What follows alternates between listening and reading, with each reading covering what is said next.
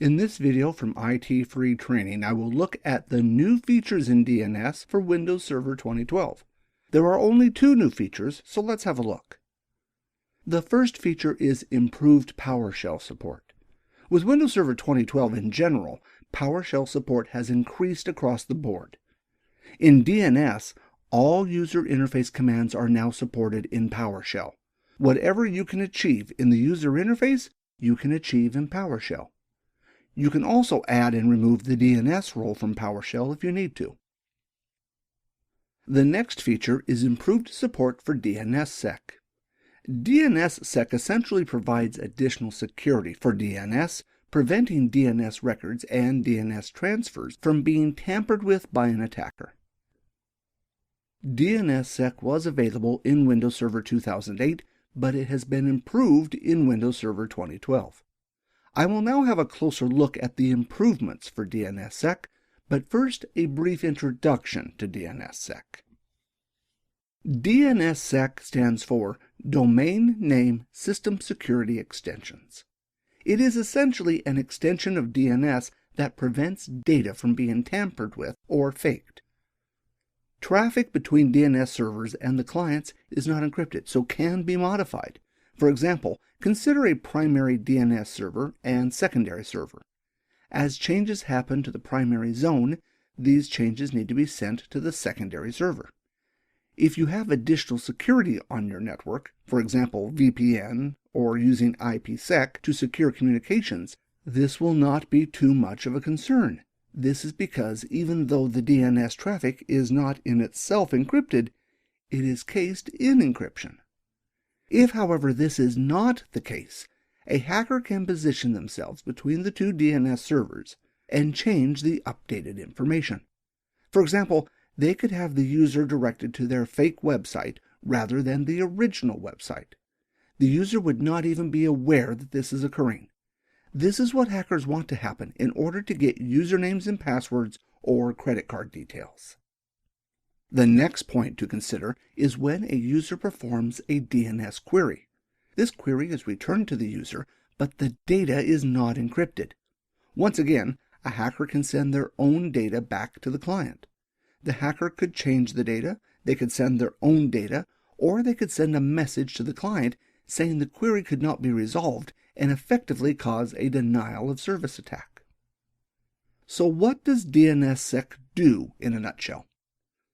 It provides a method to check that data has been changed. Once the client or a server receives DNS data, the data comes with a signature to allow the client to check that the data is authentic and has not been changed. This should give you a basic idea of what DNSSEC is. Now let's look at the new DNSSEC features in Windows Server 2012. The first new feature in Windows Server 2012 allows trust anchors to be seen in the DNS manager that have been stored in Active Directory. Trust anchors are not a new feature, but previously you were not able to see a trust anchor in DNS Manager.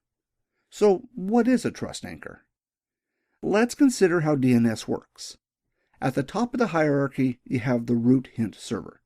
This is where DNS servers start the resolving process. When DNS names are resolved, they are broken down starting from the right of the address and moving left. Each server in sequence knows the address of another DNS server that knows the next DNS server to pass the request onto until finally a DNS server is found that can answer the query. For this reason, it makes sense that the root hint server needs to be trusted. So the root hint server is what you would call a trust anchor. The root hint server contains a key that is used to create signatures for DNS data that is passed between servers or to the client. In the next step of the resolving process, in this example, is an AU DNS server is contacted. This DNS server supports DNSSEC, so it can use the signature of the root hint server. Basically what is happening is the root hint server is saying it trusts the AU server. The problem occurs when something like the following happens. The next server, a DNSCOM server, does not support DNSSEC.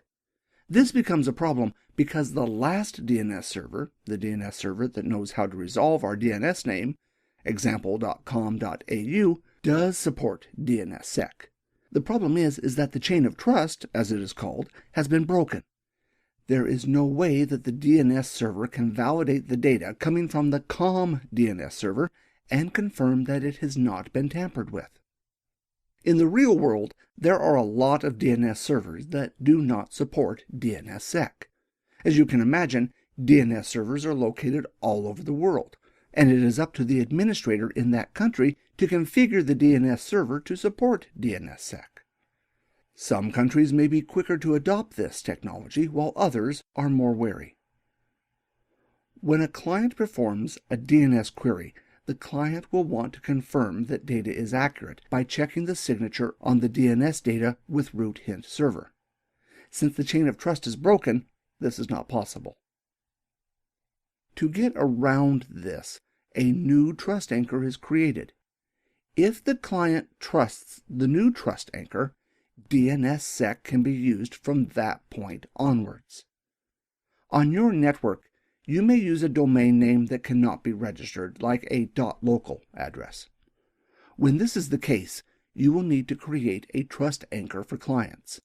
The point to remember is, with Windows Server 2012, any trust anchor that you create, you will be able to view in DNS Manager.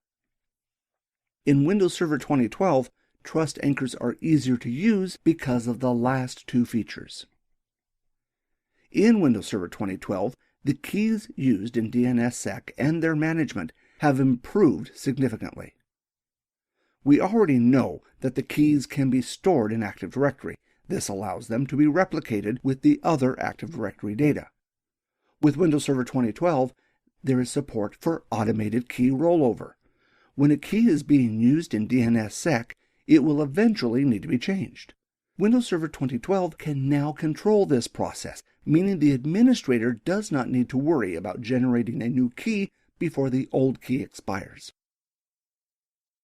The last new feature in Windows Server 2012 is what is called the Key Master. What this essentially is a primary zone that can be configured to manage all the keys associated with that zone. This takes a lot of the work away from the administrator. The administrator needs to select a server that is holding a primary zone and configure it to be the keymaster. Only one keymaster can exist at once, but the administrator is free to move the keymaster to another server if they require. With the keymaster features, managing DNSSEC is a lot easier than ever before. Thanks for watching this video from IT Free Training. This is just one of the free videos from the DNS courses and the other courses available free of charge on YouTube or our webpage. Hope you found this video useful and hope to see you in the next one.